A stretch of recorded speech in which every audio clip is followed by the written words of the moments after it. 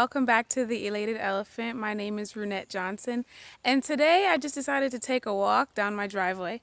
If you see two dogs in the back, those are mine, so don't worry. I just wanted to answer a question that my friend asked me the other day. It was about faith versus presumption. Faith versus presumption. This is a question that I actually had for years now, but I actually took some time to study, and I just wanted to share what God has revealed to me through His Word and also researching online. And I learned some amazing things. So Hebrews 11 is basically the verse that everybody goes to when they have to talk about faith. And it says, as Hebrews 11 verses 1 and 3, now faith is the substance of things hoped for, the evidence of things not seen. Verse 3, through faith we understand that the worlds were framed by the word of God, so that things which are seen were not made of things which do appear. And then it goes on to talk about the different Bible characters that were known for their faith. They talked about Abel, they talked about Enoch, they talked about Noah, Abraham, Sarah, who was old and gave birth to a son, the list goes on and on. But I wanted to talk about what faith really means. Faith is believing in something that you can't see. Now, I believe in God. I'm a Christian, and I believe that Jesus has existed. And he still exists.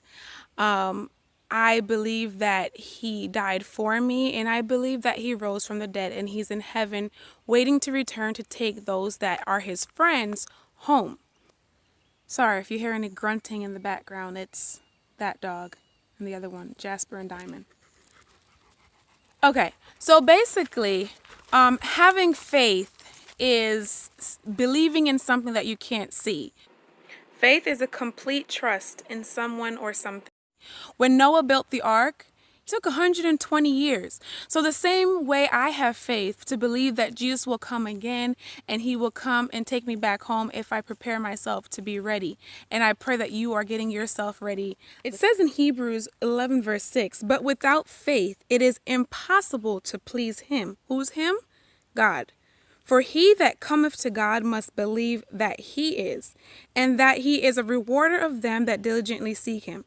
That verse makes sense. Let's look at it for a second. It says, but without faith it is impossible to please him. For he that cometh to God must believe that he is. Now, if you go to God to pray, to talk to him, to ask him for something, the first thing that you must do is believe that there is a God, right?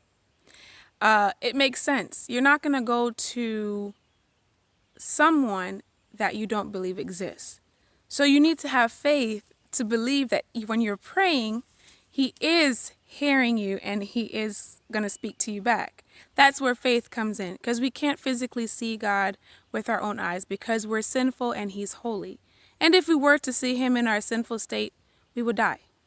So when I did my research on faith versus presumption, I like the definitions. I found two definitions where it says that presumption puts oneself in the place of God. To presume something will happen puts oneself in a position of God, expecting God to act on our thoughts. Wow. Just let's digest that for a second. Wow. Presumption is putting oneself in the place of God. Let me continue. It says faith is believing that things will turn out the way they are meant to be. Presuming is believing things will happen the way you want them to happen. And I have a confession. I like to, plan things, okay? For those of you who know me, I like to write my lists. I have a list for everything. Like literally everything. How to organize my life, my to-do list, my future list, my future goals list. And I realized that I was becoming so obsessed with having lists, letting things go the way that I want it to go, that I forgot about God. I'm like, wait, where does God play in all of this? And I really had to sit back and think about my life. Okay, I'm turning 27 in a couple of days. And I remember ever since I was 7 years old, I've always wanted to get married and have children, okay? And the funny thing is, I wanted to get married by the time I was 18. Well, 18 came and that didn't happen. So I said, okay, God, okay. We'll give you some more time to, fix things out. Because I showed you my list, God, right? I showed you my list.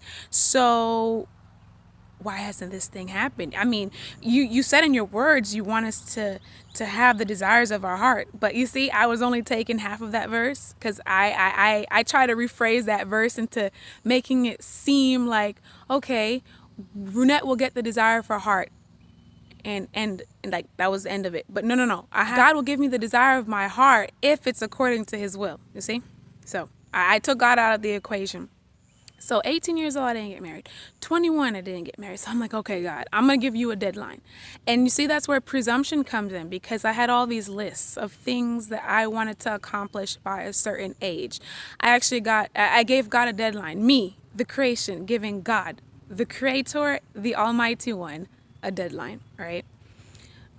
It sounds crazy, but a lot of us do it mentally. I just happened to write it down in several books. But 25 came, still not married, still have no husband. And then I only learned this year, okay? Yeah, God had a lot to teach me in 2020, especially with all this craziness that is going on in this world. It seems like 2020 is the year of revelations and object lessons, yeah. So I realized that God is telling me, Reunette, just chill, seriously chill. You and all your lists, you didn't even ask me, hey God, what do you want for my life? You always telling me, hey, this is what I want, God. I want this, I want this, I want this, I want this, and here's a deadline. Now do it. As if God is a puppet, So I had to learn that this year, that God is not a puppet. He's the one that ordains and orchestrates everything that goes in my life. And when the time comes for me to get married and have children, it's according to God's plan. Because anybody can get married. It's just who you get married to, you see. And you're choosing the lineage for your future children. But that's another subject. But having the faith to know that God will provide me a husband. But if he doesn't, he knows what's best. That's where faith steps in. Presumption is me saying, God, I'm turning 27 in basically 8 days. Well, 9 days, because today's the 20th. In 9 days. And you need to get busy and give me a husband by, let's say, next year, because I need to be married by 28. That's presumption. You're making demands. Don't make demands in life. Ask God what he wants, because he knows what's best. We're only sinful creatures. He's the creator. He's all-knowing. He's all-powerful. He knows everything that we need. So why not just trust him? Okay, remember I said I like my notes? I actually, wrote down my thoughts here. So to have faith is to believe that God will act on his word. You have to have faith to believe God that what he says in his word, the Bible, will come to pass. And God is not a man that he should lie. Numbers 23 verse 19. You need to have faith to believe that God will do what he says. A lot of times we question and we say, but God, you said you will do this if I did this or do this. But we kind of doubt God. We make him feel like he's a liar, and God doesn't lie. He can't lie. It's not in his character to do so. I'm going to read Deuteronomy chapter 18 verses 20. And this is a biblical definition of presumption. And it says, but the prophet, which shall presume to speak a word in my name, which I have not commanded him to speak, or that shall speak in the name of other gods, even that prophet shall die. So here we see that presumption is to say that God is going to do something when you know for sure he didn't tell you to do something. Okay, let me give you a practical example, modern day example. Okay, I'll go back to relationships again. If you know that you're in a relationship with a guy, okay, ladies, I'm talking to you, and even guys, I'm talking to you. If you are in a relationship with a lady that you know that is not orchestrated by God, that God told you, and he keeps telling you, gives you dreams, visions, signs from heaven, I don't know, random emails, text messages, even people keep calling you and said, they are not the one for you. And you keep saying, oh, no, I'm going to make this person the one for me. I'm still going to get married to them no matter what anybody else says. God, you're going to bless this relationship, even though I know it's a little rough right now and it does not bring glory to your name, but you're going to bless it and I'm going to get married to this person. That's presumption. That is presumption. You're forcing God to bless something that he did not say he was going to bless. You're basically bossing God around. Okay, that's an example of presumption. Okay, I'm also going to read in James chapter 4, verses 13, 14, and 15. It says, "Go to now, ye that say, today or tomorrow we will go into such a city, and continue there a year, and buy and sell and get gain. Whereas you know not what shall be on the morrow. For what is your life?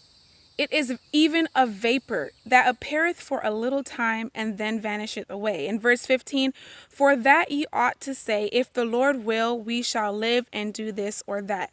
That verse is powerful because in my side notes right here in my Bible, I said, stop planning so far in advance. You don't even know if you will live tomorrow. That was a note to myself. I like to plan way in advance, like 5-10 years in advance. So I stopped that, and it's hard. It's hard because sometimes I'll be like, my mind will just drift and say, but how will my life go if I don't have a plan? But you know what? That's me trying to be God. Let God be God and let things happen the way that they're supposed to. All I have to do is just keep in tune with God, keep connected to his word, pray to him daily, and he will direct your path. Proverbs 3, verse 5 and 6, "Trust in the Lord with all your heart and lean not to your own" what? Your own understanding. "In all your ways acknowledge him and he will direct your path." So that's the promise that God has given us. He will direct our path if we are obeying his word and trusting him and doing everything in our power to keep his word, not in our own strength, but in his strength. So James chapter 4, verses 13 through 15, what I just read, it reminds me of something called vision boards. I have a vision board, okay? And I had to revise it. I really did. Because everything that I've planned on my vision board, it's not happening. And I think God is doing that to teach me a lesson. Especially 2019, I had a vision board. Everything was like, I'm going to have this by a certain time. I'm going to have this car. I'm going to have this. I'm going to have this. I'm going to have this. No matter what nobody says, nothing is stopping me. You need to be careful when you say things like that because that's you trying to be God over your life, right? So I have this vision board, but I had to revise it in the sense of, yes, it's good to have goals. I'm not saying you shouldn't have goals. You should just walk around like, okay, let's see what happens next. No, I'm not saying that. Have goals, yes, but don't be so obsessed and what's the word? Like just so, obsessed. Don't be so obsessed with having everything go a certain way. And if it doesn't go a certain way, you have a heart attack or you have a stroke or you just want to punch somebody. No. Just relax, give the list to God. So if you're like me, okay, and you like writing lists, write your list. Write your list. Just write everything down. Some people like to write things and they just have to get everything out of their head and it's therapeutic. I suggest you write things down. But after you write that list, take that list and pray over it and say, God, I give you this list. This is my list, God, because this is the things that I want to accomplish. These are the things that I want to do. This is my list. And I'm not sure if this list is according to your will, but show me, direct me, guide me. And after you pray that prayer, believe it. Don't keep writing your list and trying to orchestrate everything in your life and say, this is going to happen. This is going to happen, because that's presumption. Okay, so there's one more example that I want to show you about faith. And this, to me, is like one of the best definitions of faith that I've seen in the Bible, along with Hebrews 11 and also having the faith of Jesus.